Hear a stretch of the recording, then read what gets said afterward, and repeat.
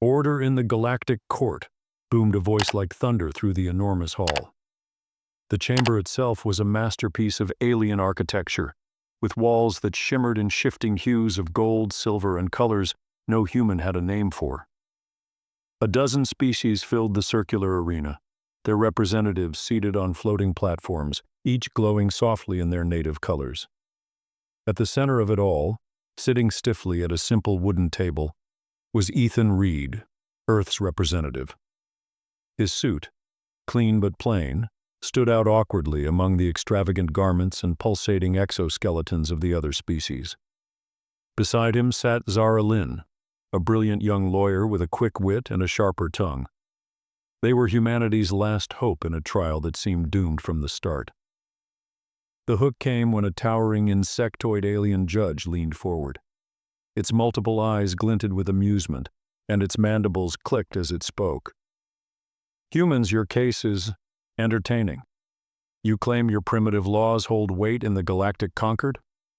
The room erupted in laughter. Ethereal beings hummed in amusement, reptilian creatures hissed mockingly, and a group of floating jellyfish-like aliens vibrated with bioluminescent giggles. Ethan clenched his fists under the table. Zara leaned closer to him and whispered, "Let them laugh.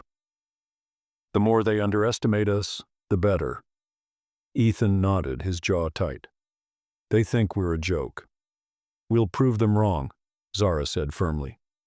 It had all started 2 months ago when the Zarnok Coalition, a powerful alien faction, accused Earth of violating interstellar resource laws. The claim? Humanity had mined an asteroid that, unbeknownst to them, was sacred to the Zarnok. The Coalition demanded reparations, the destruction of Earth's mining fleet, and a tribute of rare Earth metals. Earth, new to interstellar politics, was thrown into chaos. Ethan, a former diplomat, was chosen to represent humanity in the Galactic Court, with Zara as his legal counsel. They were given just weeks to prepare for a trial against civilizations with eons of experience. Zara had spent sleepless nights poring over Earth's legal systems, trying to find something, anything, that could stand up in court. "We don't have their technology or their history," she'd said, pacing their cramped spaceship. "But we have something they don't expect. Our creativity." Ethan had raised an eyebrow. "Our creativity?" Zara had smirked. "You'll see." Now, standing in the courtroom, Zara faced the alien judges with confidence. "Esteemed members of the court," she began, her voice steady, "humanity acknowledges its mistake in mining the asteroid. But we reject the notion that Earth should pay the price you demand. Our laws, while young compared to yours, are built on fairness and justice. We ask only for the chance to present our case." The insectoid judge clicked its mandibles again. "Present your case, human, but be warned, this court values evidence over words." Zara smiled. "Then we will show you evidence." She gestured to a holographic screen which flickered to life, displaying images of Earth's legal history. "In our world, laws are not just rules. They are the backbone of our civilization.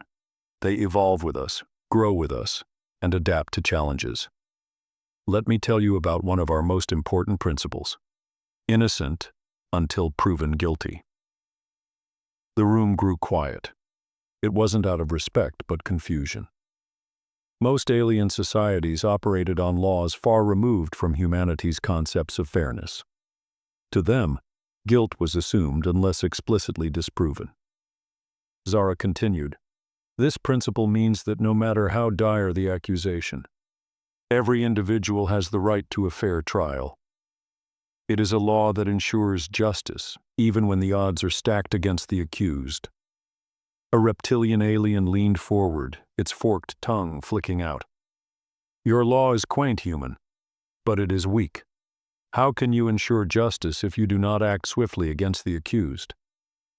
Zara didn't flinch.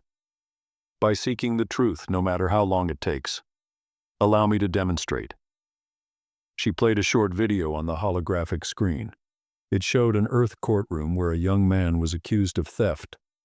Evidence seemed to point to his guilt, but further investigation revealed he had been framed.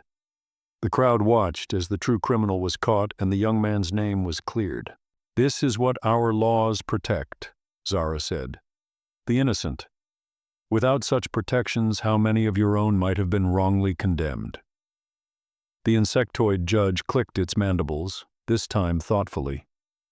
"Interesting, human, but one story is not enough." Zara smiled.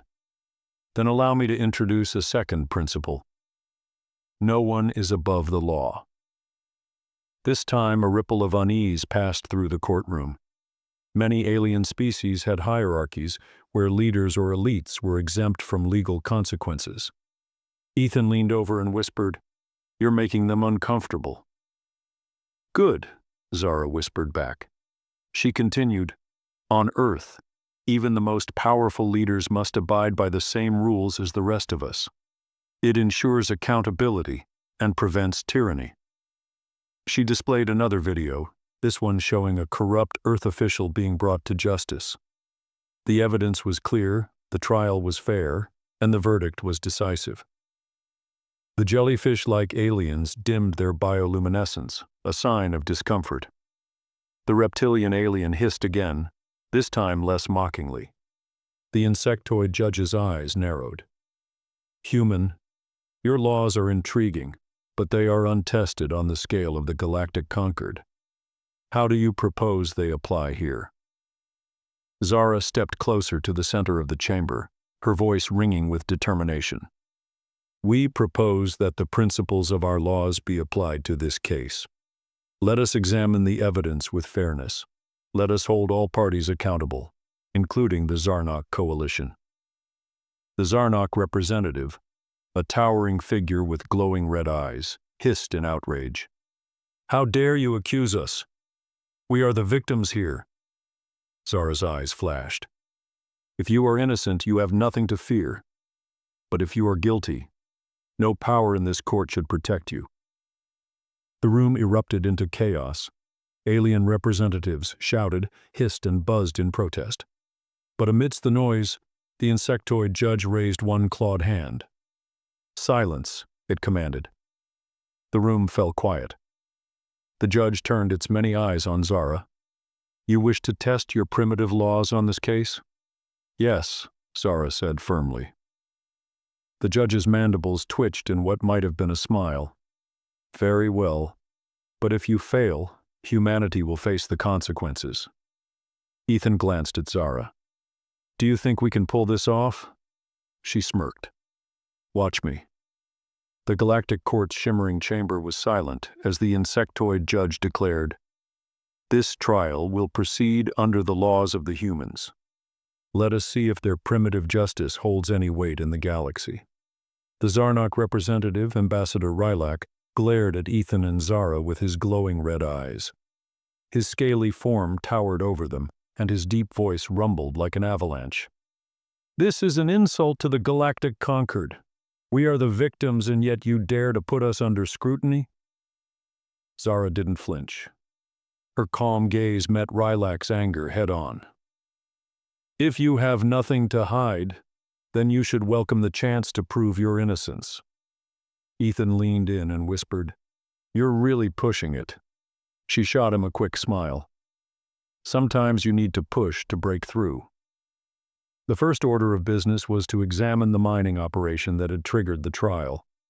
A holographic display materialized in the middle of the chamber, showing Earth's mining ships as tiny specks against the massive asteroid. Zara stepped forward. "This is the asteroid in question, designated M782 by our explorers. Its composition was rich in iridium, platinum, and other valuable metals. At no point was there any indication that it was sacred or claimed by another species." Rylak slammed his clawed hand on his podium, the sound echoing in the hall. "Ignorance does not excuse violation." Zara nodded calmly. "That is true. But intent matters in our system of justice, and intent requires evidence." She gestured to the display. "Let's review the recordings from the mining ships." The hologram flickered, showing the ship's cameras. The audience watched as the miners approached the asteroid, scanned it, and began their work. There were no signs, no warnings, and no interference. "Do you see?" Zara asked the court. "This was a lawful operation based on the information available to us." The reptilian alien from earlier hissed.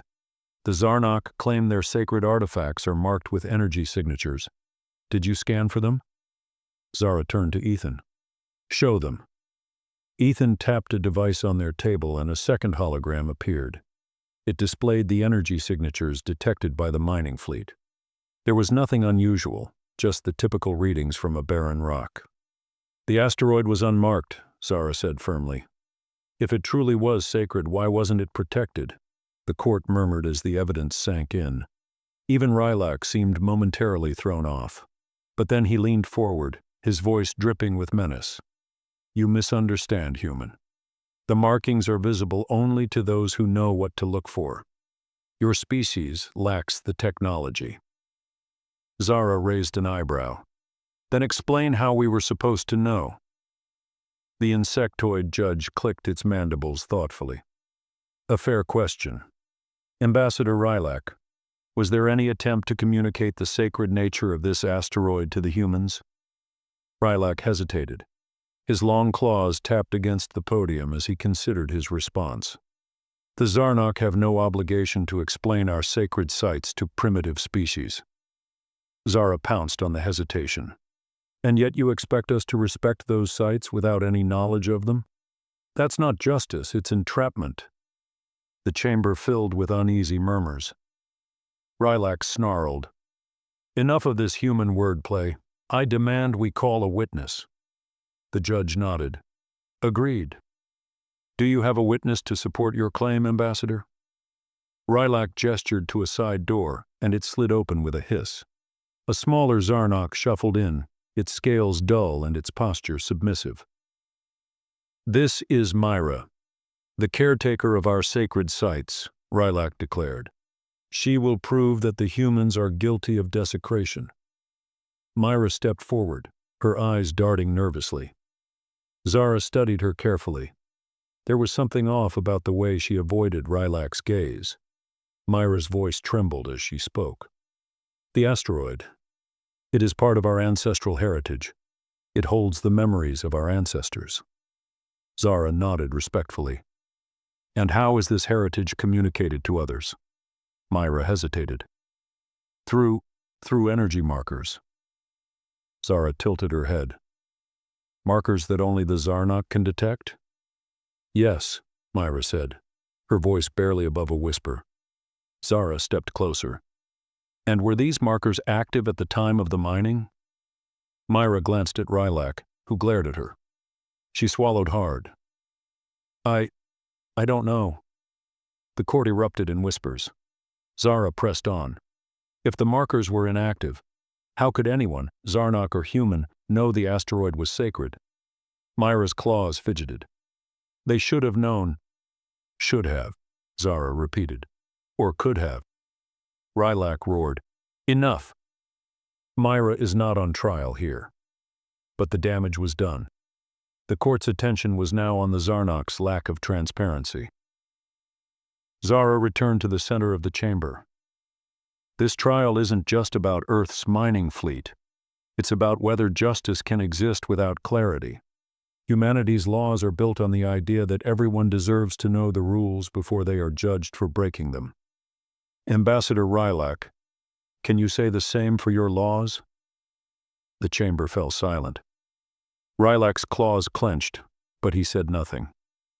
The insectoid judge clicked its mandibles slowly. "You raise an interesting point, human. If the Zarnok failed to mark their sacred site clearly, how can they expect others to respect it?" Zara glanced at Ethan, who gave her a small nod. She had turned the tide, but the battle wasn't over yet. The Galactic Court's chamber buzzed with tension. Rylak's scaly fingers drummed on his podium, his once confident demeanor now showing cracks. Myra, the Zarnok caretaker, stood frozen in the center of the room, her small frame trembling under the weight of countless eyes. The insectoid judge's voice, cold and deliberate, broke the silence. Before we proceed further, I request the humans present additional evidence to support their claim. Zara stepped forward, her calm confidence unwavering. Your Honor, we'd like to summon our own witness, a member of the mining team who was present during the operation. A door to the side of the chamber slid open, and a man in a worn mining uniform walked in. His name tag read, Tom Carter, and he carried himself with the sturdy confidence of someone who had spent years in the unforgiving vacuum of space. Tom's grizzled face scanned the room. He looked at Zara and Ethan, then at the towering figure of Rylak. Guess I'm the wild card, huh? He muttered under his breath as he stepped to the podium. Zara addressed him directly. Tom, you were the lead operator during the mining expedition. Can you describe the events that occurred when you first approached the asteroid? Tom nodded. Sure thing. We ran the standard scans, checked for structural integrity, hazardous chemicals, you name it. The rock came back clean. Nothing unusual. And did you encounter any resistance or warnings during the operation? Zara pressed. Tom scratched his chin. Not at first, but about a day in, our equipment started acting funny. Tools cutting out, readings spiking. Figured it was a glitch, but then one of the drones picked up movement inside the asteroid. The chamber erupted in murmurs. Even the judge leaned forward slightly, intrigued. What kind of movement? Ethan interjected. Tom shrugged. Hard to say. It looked like flickering lights, maybe? Could have been electrical interference, but it didn't match anything in our system logs. Zara's eyes narrowed. Did you report this anomaly? Tom hesitated. Yeah, we sent the data back to Earth. Got a reply saying to keep working. We were on a tight deadline, you know. Rylak seized the moment, his voice booming. So you admit you ignored the warning signs and continued your desecration? Tom glared at him. With all due respect, we didn't know it was sacred. We just thought it was a glitch. And if it was so important to you, why didn't you say something before we got there? Rylak's eyes flared, but he remained silent. Zara turned back to Tom. What happened next? Tom shifted uncomfortably. Well, after the movement, we decided to dig deeper. Wanted to figure out what was causing the interference. That's when we hit something strange. Strange how? Zara asked. Tom sighed. It wasn't metal, rock, or anything we'd seen before. It was this glowing structure, almost like crystal, but alive somehow. The second we touched it, everything went haywire. Equipment failed, oxygen levels dropped, and then the Zarnok ships showed up out of nowhere. Rylak's lips curled into a smug grin. You admit it, then. You tampered with our sacred relic. Zara raised a hand, silencing the court. Tom, did you have any idea what this structure was? No, he said firmly. It didn't match anything in our databases. For all we knew, it was just another weird formation. Zara nodded. And did the Zarnok communicate with you when they arrived? Tom's jaw tightened. If you call shooting at us communication, then yeah. They didn't send a single message. Just opened fire. The judge clicked its mandibles. Ambassador Rylak, is this true? Did your fleet attack without issuing a warning? Rylak growled. We acted to protect our sacred heritage. There was no time for diplomacy. Zara turned to Myra, who was still standing silently. Caretaker Myra, can you confirm that this glowing structure is part of your sacred relics? Myra hesitated, glancing nervously at Rylak. It is one of our most ancient artifacts, yes. Then why wasn't it marked or protected? Zara pressed. Myra's claws fidgeted. We believed the energy field would deter anyone from approaching it. We did not expect humans to what? Zara interrupted. To be curious? To explore? That's who we are. If you wanted us to stay away, you should have made that clear. The chamber was silent. the weight of Zara's words settling over the audience. But then Myra said something unexpected. "The artifact wasn't just a relic," she whispered. "It was a weapon." Gasps filled the room. Even Rylak looked stunned. "A weapon?" the judge echoed. Myra nodded, her voice trembling. "It was designed long ago during a time of war. Its purpose was to destroy entire fleets with a single pulse. We thought it had gone dormant, but when the humans mined the asteroid, they reactivated it." Zara's heart sank. The stakes had just risen far beyond a territorial dispute. Ethan leaned toward Zara, whispering, "If that thing's a weapon, this trial is the least of our worries." Zara nodded, her mind racing. If the artifact was active, it posed a threat not just to Earth, but to the entire galaxy. But there was something off about Myra's confession. Why was she revealing this now? "Caretaker Myra," Zara said cautiously, "why didn't you warn anyone about the artifact's true nature?" Myra hesitated again, glancing at Rylak. "Because it was not supposed to exist anymore. It was hidden, even from most of our people." Rylak slammed his fist on the podium. "You speak too much, Myra." The judge's eyes narrowed. "Ambassador Rylak, do you deny knowledge of this weapon?" Rylak straightened, his voice cold and commanding. "I do not deny it. The weapon is ours, and its secrecy was necessary to preserve peace. But the humans disturbed it. They are the ones who have endangered us all." Zara stepped forward. "The Zarnok chose to hide a dangerous weapon instead of destroying it. That's not peace. It's negligence." The chamber erupted in debate, voices clashing like thunder. But in the chaos, Zara noticed something else, a look of guilt on Myra's face. There was more to this story, and Zara intended to uncover it. The Galactic Court was on the verge of chaos. Zara stood firm, her sharp gaze locked on Myra. The Zarnok caretaker's hesitance spoke volumes, but Zara knew pressing her too hard could backfire. She took a breath and softened her tone. "Caretaker Myra," Zara began, "you've admitted the artifact is a weapon. But there's something you haven't told us. Why was it hidden? What are you afraid of?" Myra's claws trembled as she glanced at Rylak, whose expression was now one of barely contained fury. Finally, her shoulders sagged, and she spoke, her voice a trembling whisper. "The weapon wasn't just meant for war," she said.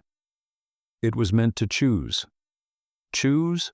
Zara repeated, her brow furrowing. Myra nodded. "It was designed to identify the most dominant adaptable species in the galaxy. Whoever activated it would be recognized as the rightful rulers of the stars." A stunned silence fell over the court. Tom, who had been silently watching, suddenly stepped forward.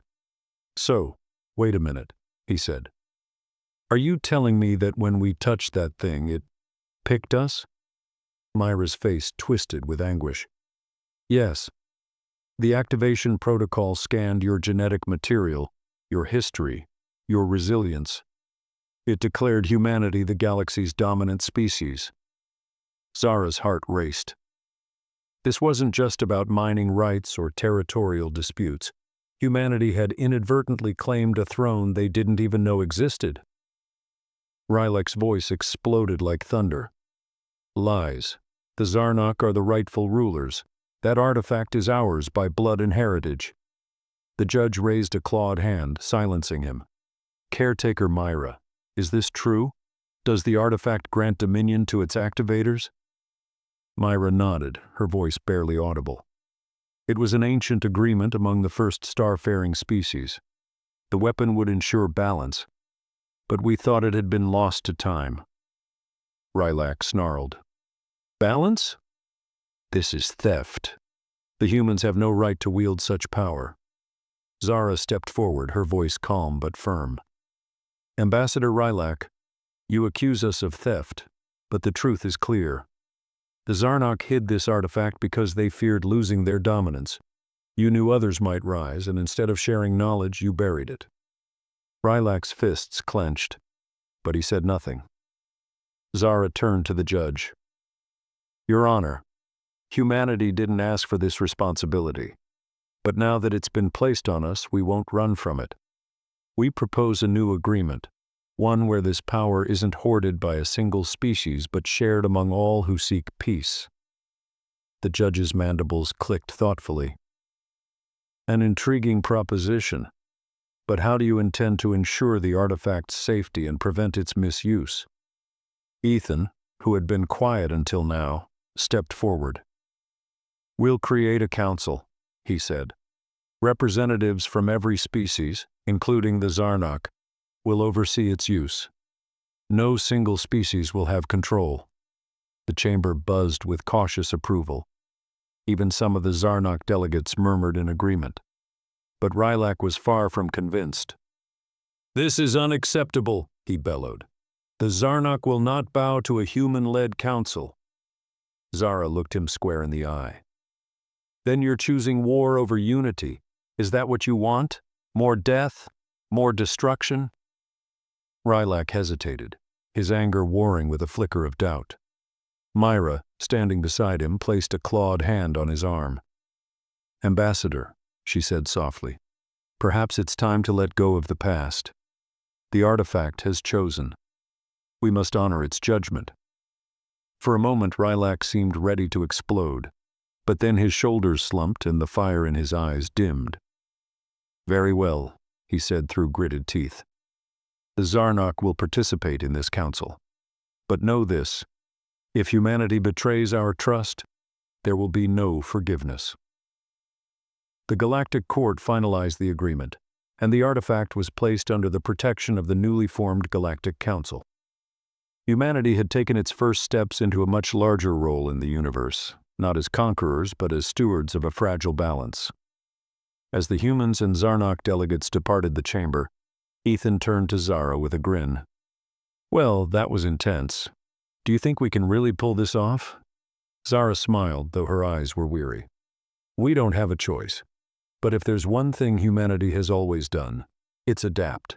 We'll find a way. Tom clapped them both on the shoulders. Guess that means I'm out of a job. Mining's not going to be the same after this. The three shared a quiet laugh, the weight of their new reality settling over them. Far above, the artifact pulsed softly, its ancient mechanisms watching, waiting. The galaxy's balance had shifted, but the future was theirs to shape.